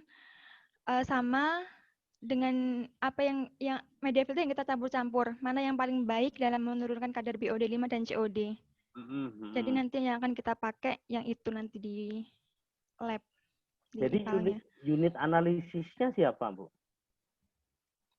Maksudnya Pak? Jadi kan gini, tadi kan mau melakukan regresi logistik ya. Iya. Yang menjadi sampel 1, sampel 2, sampel 3 itu siapa? Itu unit analisis. Oh iya. Iya, oh ya, ini Pak, sampelnya nanti kan ada beberapa bahan kimia di lab seperti klorin, HCl, H2SO4. Itu yang menjadi sampel kita. Tapi kan akan berbeda pada saat jadi misalnya gini, ada berapa metode media filter yang akan dicoba divariasikan? 5. 5 berarti cuman 5 pengukuran dong. Masing-masing media itu akan kita uji dengan semua sampel, Pak. Iya, tahu. Tapi kan untuk parameter parameter misalnya natrium misalnya, itu tidak bisa digabung sama PB kan? Dia harus analisis terpisah. Bagaimana efektivitas filter ini terhadap PB, efektivitas filter ini terhadap kuprum misalnya. Itu nggak bisa dijadikan satu kesatuan. Jadi 5 sampel HPB ditambah 5 sampel misalnya merkuri itu nggak bisa menjadi satu kesatuan. Gimana? Atau mungkin dengan sampelnya 1 tapi kita ubah ininya Pak, analisisnya menjadi bivariat. Bagaimana? Makanya saya malah lebih condong misalnya media filternya itu kan mau dirubah menjadi 5 ya, menjadi 5. Konsentrasinya kan nanti akan dirubah kan, konsentrasi dari bahan kimia yang akan dimasukkan kan sebenarnya kan ke dalam airnya kan. Iya. Ini malah seperti ANOVA kalau saya bilang. Iya Pak. Seperti ANOVA nggak. Jadi ininya ANOVA pun tidak sampai ANOVA yang parametrik. Ini hanya cukup sampai non parametrik kelihatannya karena sampelnya hanya sedikit gitu loh. Iya. Nah, kemudian pertanyaan saya, apakah setiap kali penggantian sampel air yang berbeda konsentrasinya itu media filternya diganti atau hanya susun strukturnya aja yang dirubah? Diganti Pak media filternya. Oke, kalau seperti itu istilahnya masih masuk akal karena kalau yang diganti hanya susunannya tanpa diganti medianya, itu pasti yang kedua efektivitasnya pasti akan lebih rendah dibandingkan yang saringan yang pertama kan? Ya. Oke. Ini nanti tolong dijelaskan lebih detail di metode, Bu. Metode. Jadi metode karena ini akan berkaitan dengan data yang akan jadi gitu kan. Jadi apa sih data yang dikumpulkan? Nah, kemudian untuk memilih parameter kimia yang akan dilakukan uji coba di dalam media filter ini adalah pilih parameter kimia yang kemungkinan paling banyak dihasilkan oleh produk lab untuk yang level laboratorium mahasiswa ya. Apa aja kira-kira? Yang paling banyak klorin sama air bekas cuci, Pak. Klorin, air bekas cuci. Lainnya nggak ada? HCl, tapi nggak terlalu banyak sih, Pak. Jadi maksud saya, H2SO4 juga ada. Kalau misalnya itu dibikin variasi yang agak banyak di parameter kimianya malah nggak jadi masalah gitu loh. Kita nanti punya beberapa tulisan malah jadinya gitu kan. Oh, efektivitas ini terhadap parameter ini terhadap parameter ini. Jadi ujinya cuma cukup 5 sampel aja. 5 sampel aja. Itu nanti kan setiap parameter kan dibedakan konsentrasinya kan? Iya. Jadi yang pertama kita membedakan parameter kimia. Ya. Yang kedua, kita membedakan konsentrasi setiap jenis parameter kimia. Oke, clear ya? Ya. Kemudian nanti otomatis yang tujuan khusus juga harus dirubah menyesuaikan dengan metodenya, Bu. Iya, Pak. Oke. Ada yang perlu ditanyakan? Regresi logistik udah nggak mungkin. Iya, Kemudian nanti ini diubah pasti pakai menggunakan yang non parametrik. Iya. Oke. Ada yang perlu diklarifikasi? Iya, sudah. Ya. Oke, terima kasih. Mungkin yang perlu diklarifikasi, Pak, ini Pak, bahwa adik ini masih single, Pak, masih cewek dia. Ini ada Terlalu ada teman saya di kantor dari NES iya. dari UI nih, masih jomblo juga nih. Boleh dikasih kenal itu, Pak. Boleh. Oke, jadi segel, Pak. Oh, sudah di Pak ini, Pak. Oke, baik. S1 dari UI, S2 ya ini.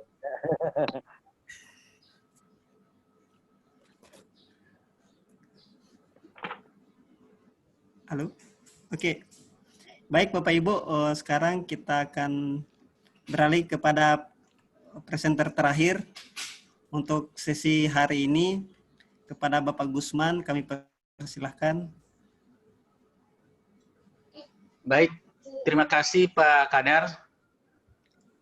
Assalamualaikum warahmatullahi wabarakatuh. Waalaikumsalam warahmatullahi wabarakatuh. Yang saya hormati Bapak Refer, Pak Miko. Yang saya hormati moderator Pak Kadar Ramadan. Dan teman-teman semua, izinkan saya mempresentasikan penelitian saya sebagai peneliti kedua sesungguhnya. Ketua tim ini adalah Ibu Mercy Joyce Kaparang. Beliau tidak sempat karena ada sesuatu hal yang tidak bisa ditinggalkan. Jadi anggotanya saya dengan Prof. Nurdin Rahman. Karena ini penelitian kerjasama antar perguruan tinggi, seperti itu. Nah, penelitian ini judulnya Evaluasi Keberhasilan Kelompok Pendukung ASI Eksklusif terhadap cakupan ASI Eksklusif di Sulawesi Tengah.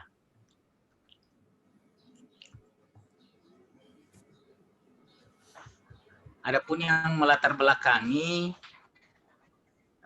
penelitian ini adalah bahwa kesuksesan pemberian ASI eksklusif tidak hanya dipengaruhi oleh kesiapan fisik maupun mental seorang ibu dalam menyusui, namun juga dipengaruhi oleh dukungan baik dari petugas kesehatan maupun dari keluarga.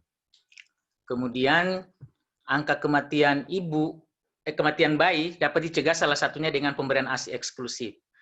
Bahwa secara nasional cakupan bayi yang mendapat ASI eksklusif, yaitu bayi 0 sampai 6 bulan di Indonesia pada tahun 2018 itu 68,74%. Hal ini sebenarnya sudah mencapai target dari Renstra Kementerian Kesehatan 2018 yaitu 47%. Kemudian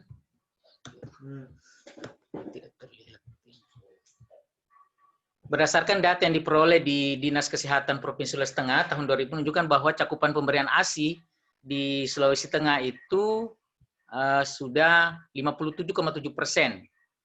Dengan urutan terendah cakupan pemberian ASI eksklusif itu berada di Kabupaten Buol, Kabupaten Banggai, dan Kabupaten Donggala. Di Buol itu hanya 39,5%, di Banggai itu 59,3%, dan di Donggala itu 62,4%. Kemudian ini juga dikaitkan dengan saya pada tahun 2018 tercatat status gizi stunting dengan urutan tinggi di Kabupaten Donggala itu sebesar 32,8%, Kabupaten Buol 19, dan Kabupaten Banggai 15,8%. Ini data dari Dinas Kesehatan. Itu hal-hal yang terkait dengan data. Kemudian stunting sebenarnya ini bisa memiliki efek jangka panjang pada individu, rendahnya produktivitas, gangguan perkembangan, baik kognitif maupun motorik, gangguan bicara, dan peningkatan risiko penyakit yang tidak menular. Sedangkan jangka panjang, bagi negara adalah peningkatan risiko kemiskinan dan rendahnya tingkat pendidikan, rendahnya pendapatan per kapita, dan menurunnya konsentrasi belajar serta kesehatan reproduksi. Ibu hamil hingga ibu menyusui dapat menurunkan kematian melahirkan, bayi lahir dan balita serta gizi buruk pada bayi umur kurang dari 6 bulan dapat menyebabkan peningkatan terjadinya stunting. Pencegahan stunting bisa dilakukan melalui perbaikan gizi mulai dari 1000 hari pertama kehidupan, yaitu dengan pemberian ASI eksklusif. Itu latar belakang, kemudian rumusan masalah, yang kemudian bagaimana evaluasi, bagaimana keberhasilan, sebenarnya bukan evaluasi, bagaimana keberhasilan kelompok pendukung ASI terhadap cakupan ASI eksklusif di Sulawesi Tengah. Tujuan secara umum yaitu mengevaluasi keberhasilan kelompok pendukung ASI terhadap cakupan ASI eksklusif di Sulawesi Tengah.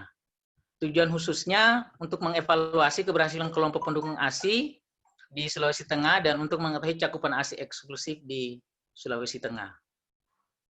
Manfaat penelitian ini diharapkan bisa menjadi bahan informasi dan masukan serta evaluasi untuk mendukung keberlangsungan program kelompok pendukung ASI sebagai upaya peningkatan cakupan ASI eksklusif untuk menambah pengalaman serta wawasan dalam melakukan penelitian serta diharapkan dapat menurunkan angka kematian bayi. Desain penelitiannya ini menggunakan true eksperimen dengan desain rancangan post-test only control design. Rancangan ini merupakan desain dua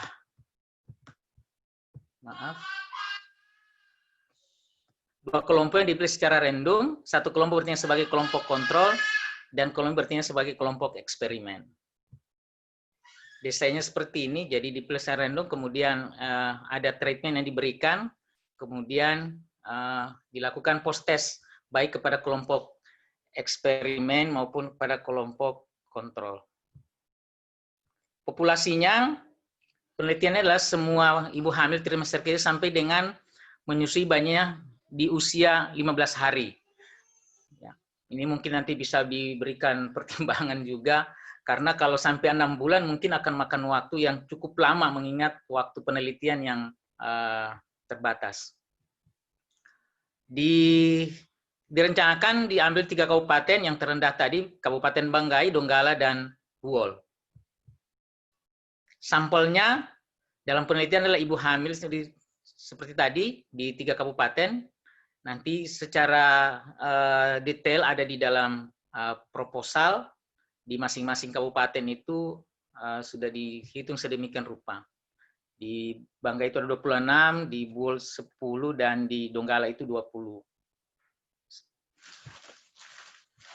Pengolahan data, mulai dari editing, coding, sampai tabulating, seperti biasa nanti aku menggunakan perangkat komputer.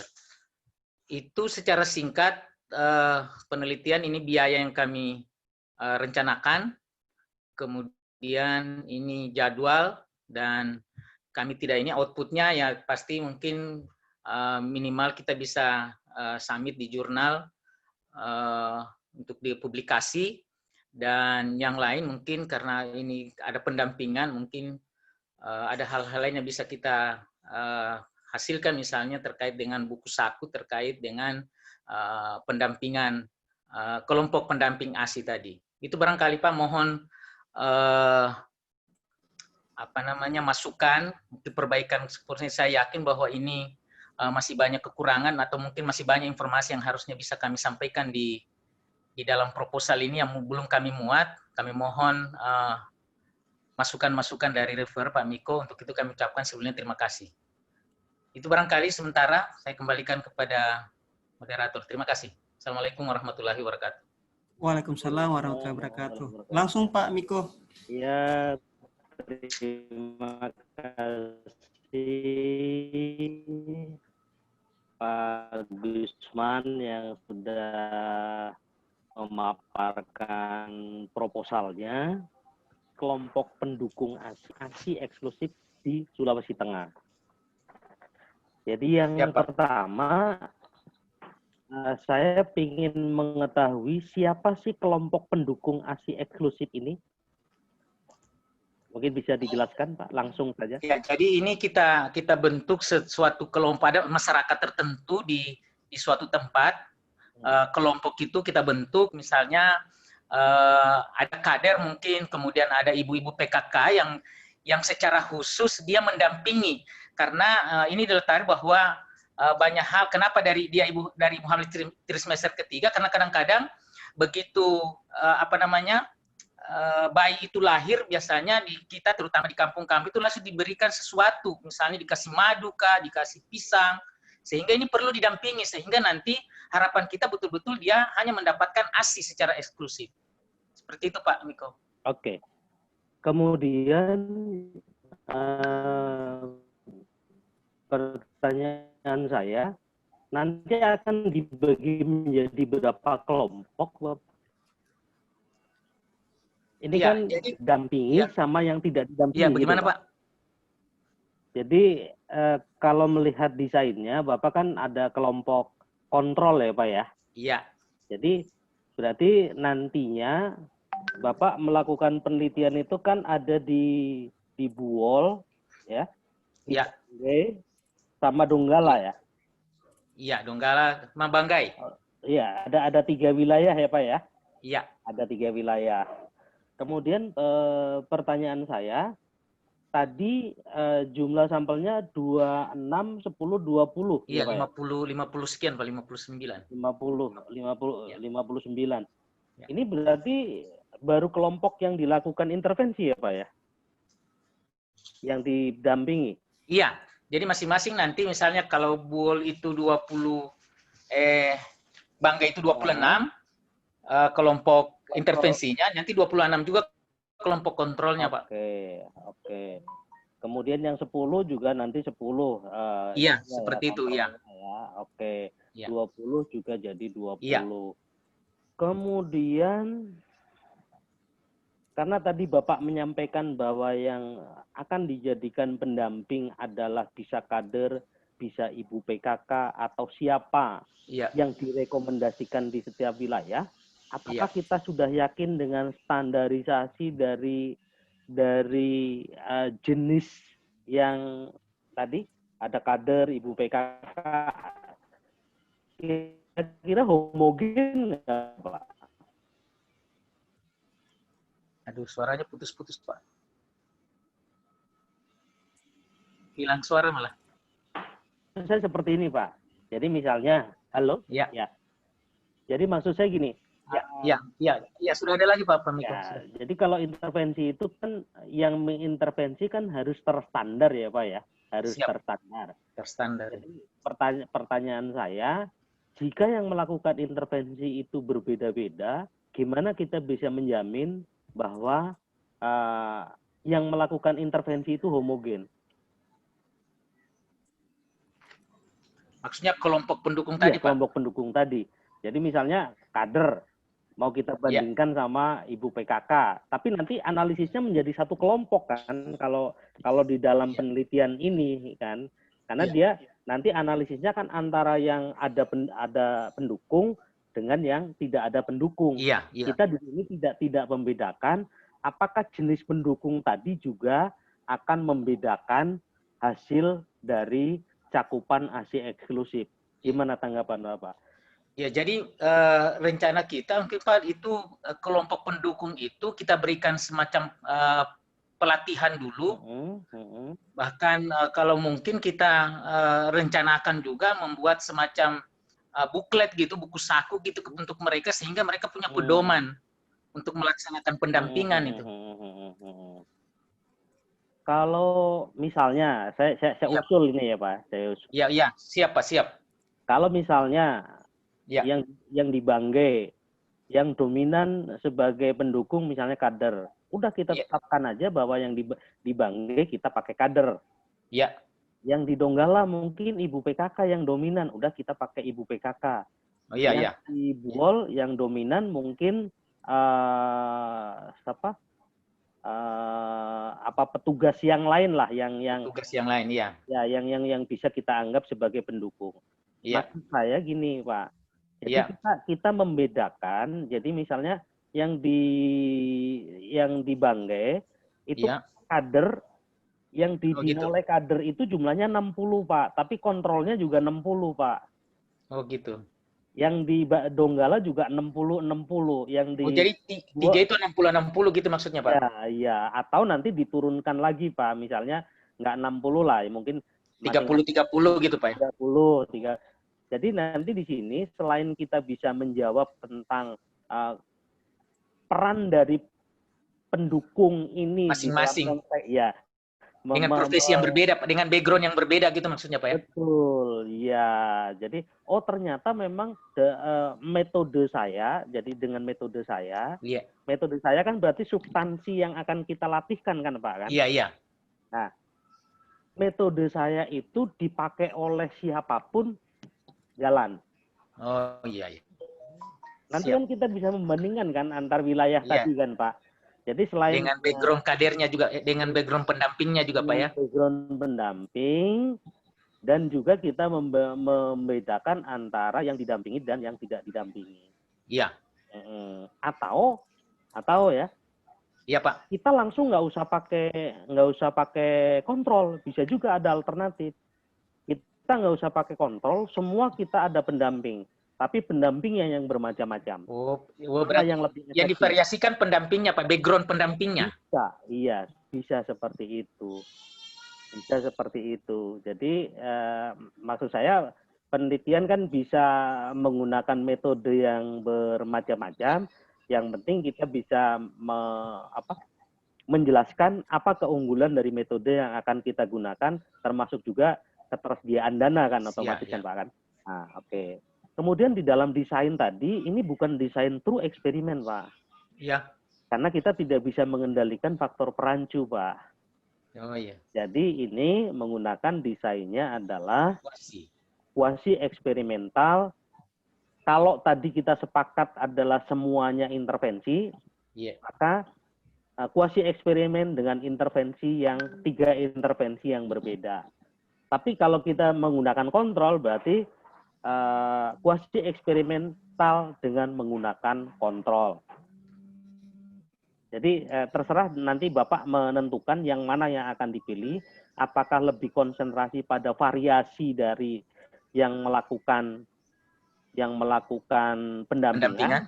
Atau kita membandingkan dengan kontrol. Mana yang kira-kira Bapak yang dipilih yang lebih efektif? Ya, nanti didiskusikan dengan tim, Pak. Ya. Ya, dengan kelemahan tadi, kalau dia dicampur jadi satu, Pak. Ya. Saya nggak menjamin bahwa dia akan homogen walaupun kita latih, Pak. Gitu ya, ya. Iya, jadi walaupun kita latih, kemungkinan ya mungkin kader yang biasa tiap hari terpapar, mungkin punya keunggulan misalnya kan.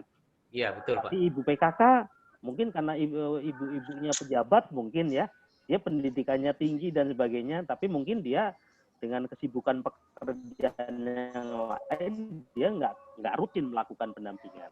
Iya, iya. Oke, sekarang dari ini Pak, itu udah clear, sekarang lari ke definisi dari lamanya intervensi.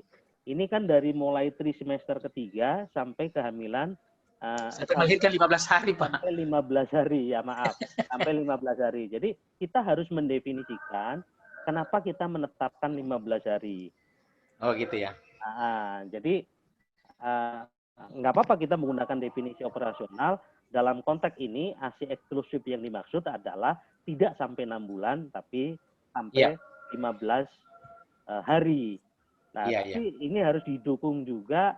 Mungkin ada beberapa penelitian lain yang serupa yang tidak menggunakan cut-off point 6 bulan seperti yang direkomendasikan oleh WHO gitu kan. Ya. Maksud saya kita berpendapat tapi ada juga orang yang sudah melakukan seperti itu gitu. Nanti mungkin bisa dicarikan referensi. Ya. Kemudian yang perlu lagi tadi Bapak sudah menyampaikan buku pedoman, Pak. Ya. Nah, buku pedoman tadi Bapak create sendiri atau mengadop dari pedoman apa, Pak? Diadop, Pak. Sebagian diadop gitu rencananya. Ya. Okay. Ada buku memang yang khusus itu untuk pendamping, kelompok pendamping ASI itu. Oke. Jadi karena ini diadop, kemudian Bapak create juga sendiri, sebelum digunakan nanti harus ada dicobakan dulu, Pak. Ada uji coba pedoman, Pak. Maksud saya uji coba pedoman itu terbatas, Pak. Jadi misalnya oh nanti target yang menggunakan kan kader ya, mungkin 1-2 orang kader kita tanya tentang bagaimana isinya, mudah dipahami atau tidak, dan sebagainya, Pak. Iya, iya. Nah, jadi uji coba dari pedoman sendiri. Nah, selain oleh orang yang menggunakan, pedoman tadi sebaiknya juga dikonsultasikan kepada praktisi, Pak. Sudah cukup belum gitu kan pedoman yang kita buat untuk sampai pada tujuan kita adalah meningkatkan cakupan ASI. Ini seperti kalau nggak salah di buku metodologinya Sugiono ya. Sugiono, penelitian sosial itu Pak ya? Iya, penelitian sosial. Nah kemudian nanti bagaimana pendampingan yang dilakukan oleh pendamping tadi Pak? Mungkin bisa diceritakan Pak.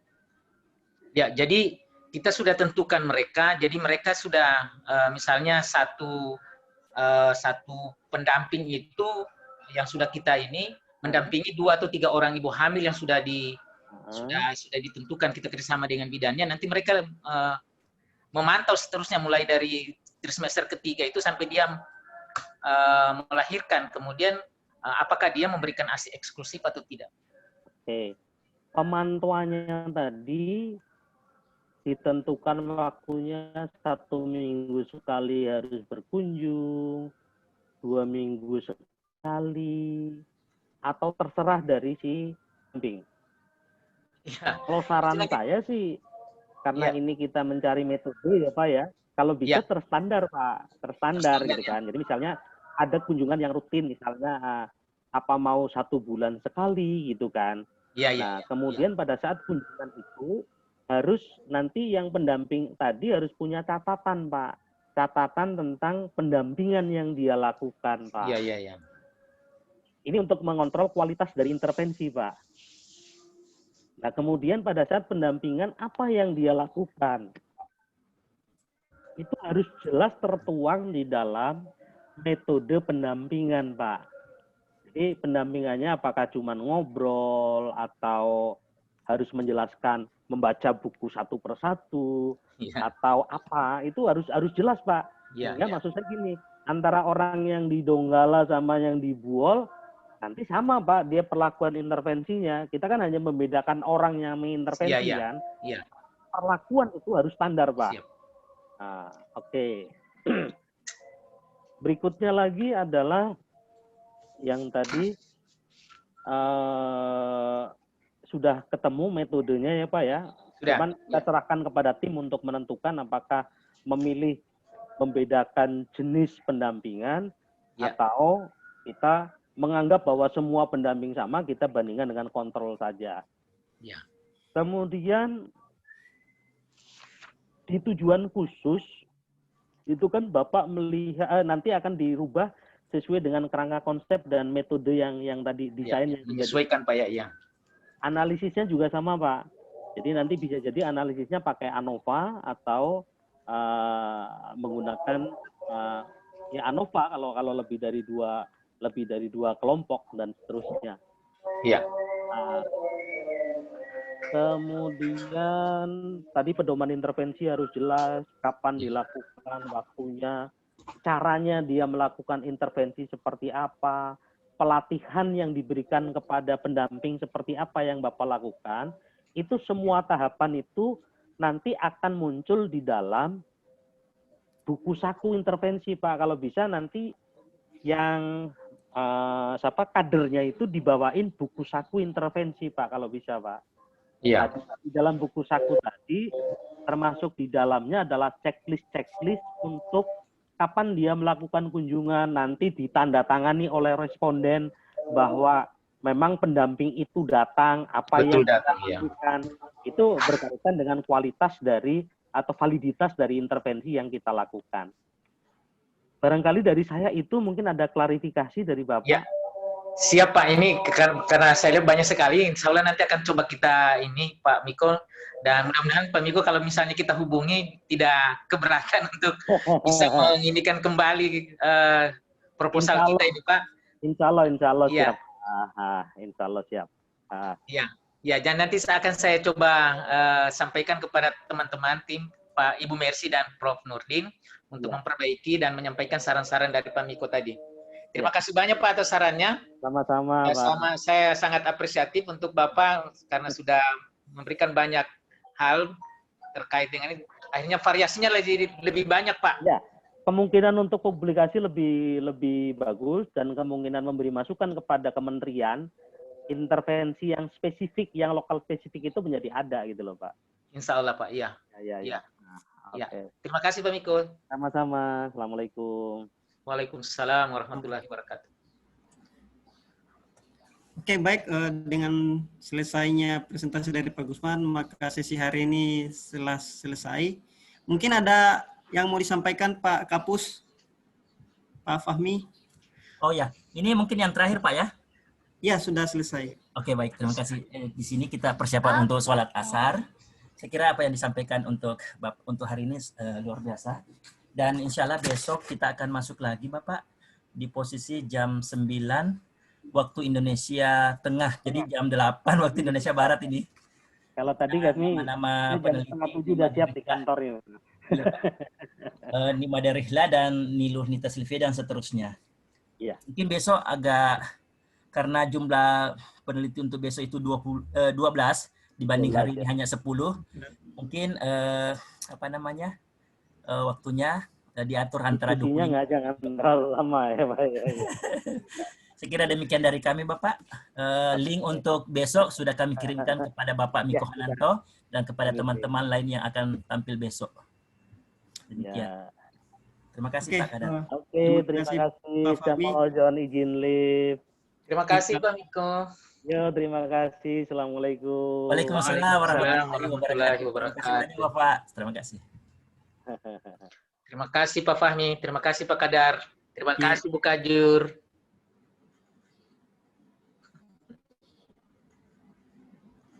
Ada Bu Olka. Oh, astaga, lupa tadi saya tanya ini untuk perbaikannya ya. Nanti besok ya, satu kali, jangan lupa besok. Nanti bagaimana Pak sekalian ditanya perbaikannya gimana? Iya, bagaimana metode perbaikannya, mau dibikin bagaimana itu, tanda tangannya juga Pak Kadar. Itu yang penting, tanda tangan. Jangan sampai dia tidak mau tanda tangan. Itu mungkin besok dikasih hasil